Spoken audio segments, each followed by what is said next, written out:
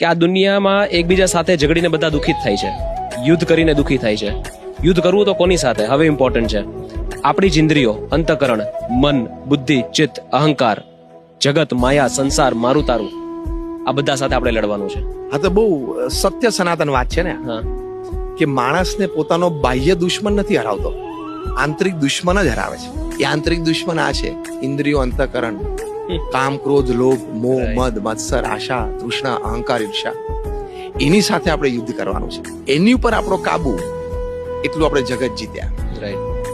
જીતમ જગત કેન મનોહિયેન, એ આપણા શાસ્ત્રોની વાત છે કે તમે તમારું મન જીત્યા એટલે જગત જીત્યા. કારણ કે મન જીત્યા એટલે તમે વ્યવહારમાં ગુસ્સાની પરિસ્થિતિમાં ન આવી જાઓ, શાંતિથી સામેવાળી વ્યક્તિને સમજી એની સાથે વર્તી શકો. એટલે કે અનેક પ્રકારના આપણને લાભ એ જ્યારે આપણે ઇન્દ્રિયો, અંતઃકરણ, મનને જીતીએ છીએ ત્યારે થાય છે.